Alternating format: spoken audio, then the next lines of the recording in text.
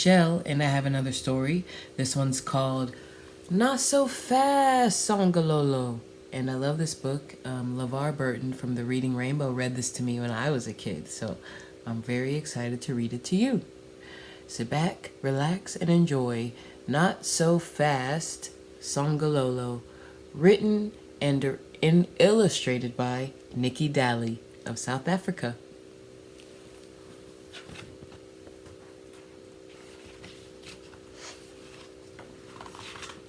Ooh, what a lot of noise.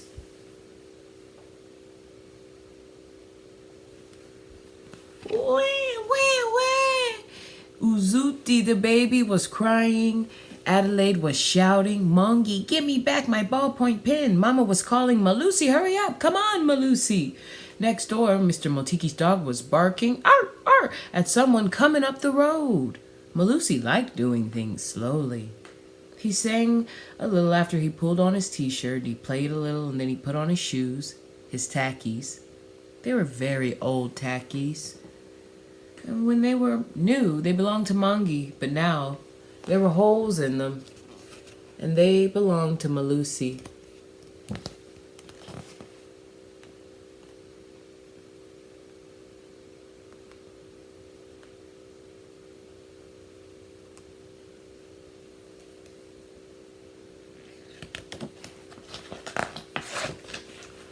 Mr. Motiki's dog, arr, arr, was still barking at someone coming up the road. Only an old person would walk so slowly. She walked a little, then stopped and leaned on her stick for a while. Mr. Motiki's dog had stopped barking. Instead, he was wagging his tail. It was okay. It was Go-Go, Maluki's old granny, coming up the road. There she is.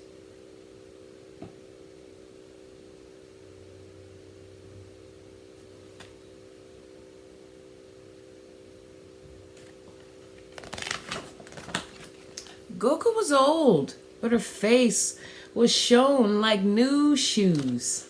Her hands were large and used for hard work, but they were gentle, and she rested her hands on Malusi's shoulders and said, I need someone to help me today. Malusi kept quiet and listened carefully. I must do my shopping in the city. Ooh, those mad cars and these traffic lights, they mix me up, said Gogo. Mama replied, okay, Malusi will go with you. He is a big boy now.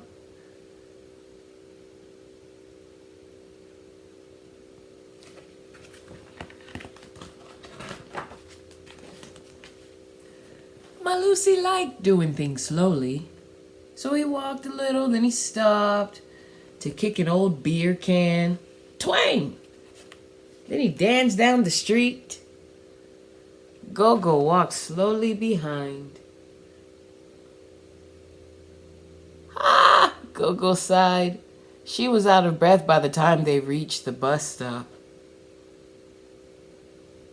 The beer can lay still on a hot street when the bus came. It squashed the can flat, and that made Malusi laugh.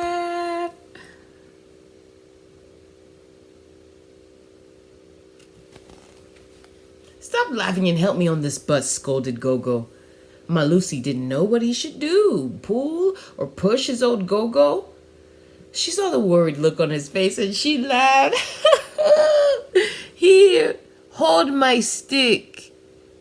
I'm too old to kick a can down the street, but I can still climb onto a bus.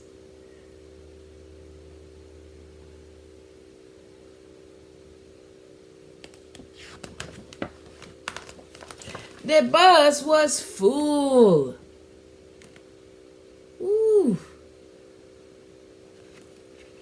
Standing room only. Malusi stayed close to Gogo. She was wearing her best dress. And he counted the colors in the pattern.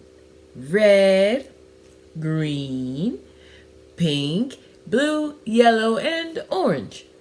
The bus stopped and some people climbed out. Now Malusi and Gogo could sit down next to the window.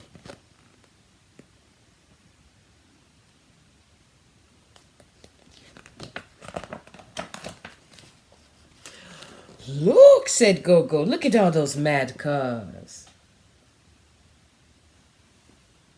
Malusi knew all about cars. He could tell Gogo all the names of the cars. Volkswagen, Morris, Ford. Gogo thought he was very clever. He played his car game all the way to the city.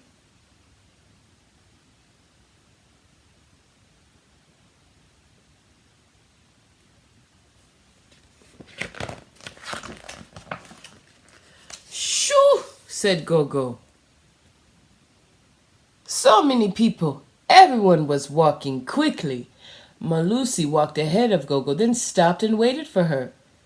She looked older in the city, he thought.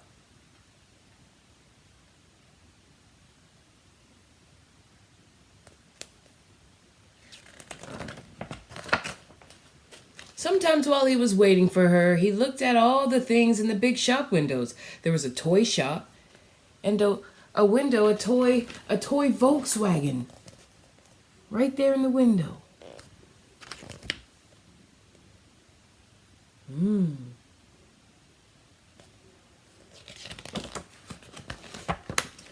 There was a shoe shop next. Tackies! Malusi looked down at his old tackies, and then at the shoes in the window.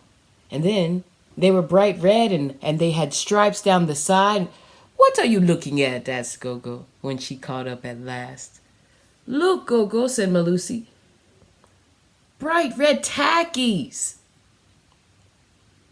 Gogo looked at the new tackies and then she looked at Malusi's old one. Then she clicked her tongue.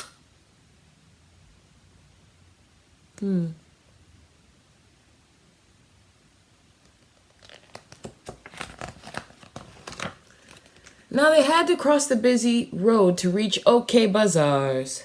There are traffic lights, shouted Malusi. Gogo looked worried. So Malusi took her hand and led her slowly down the crossing. Just before they reached the other side, the green light disappeared. Hi! Scolded Gogo. Those traffic lights mix me up.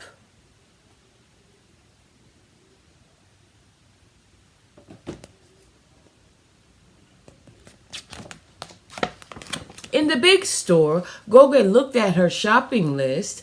She had to buy some groceries, new plastic tablecloth, a mug, and a bottle of beans to keep the beans in every day, and everything cost a great deal. Gogo kept her money in a little bag and she pinned it inside of her sleeve. There it was always safe. Soon, it came time to cross the busy road again, and the light was green, so over they went. They passed the flower seller and the clothes shop, and here was the shoe shop with the bright red tackies looking so clean and so new. Malusi pressed his nose against the shop window for a last look. Come along, Songololo, called Gogo. It was her special name for her grandson.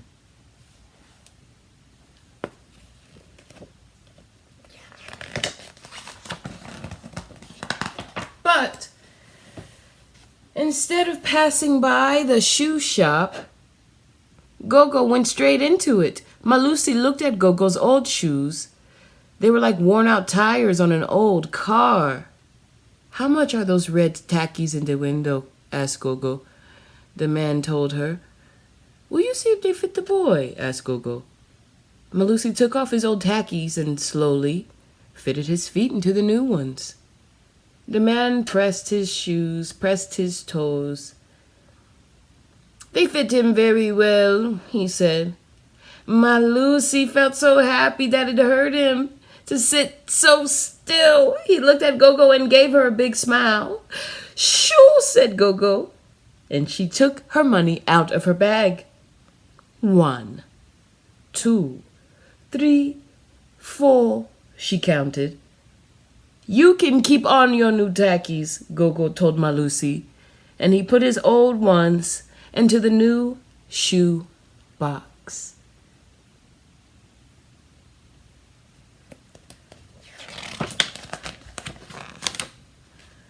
My Lucy walked so proudly.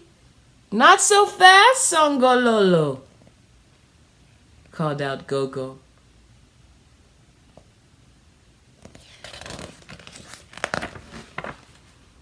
And at the bus terminal, Gogo sat down to rest. My Lucy sat next to her. His feet were up on the bench so that he could look at his new tackies. You know, Gogo, Malusi said softly, these are very nice red tackies.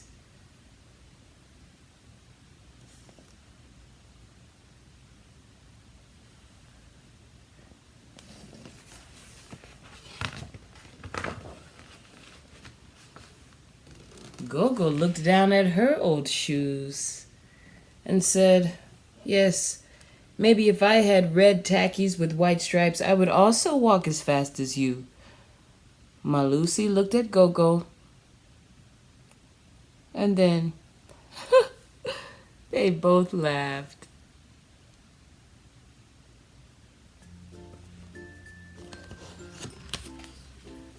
The end.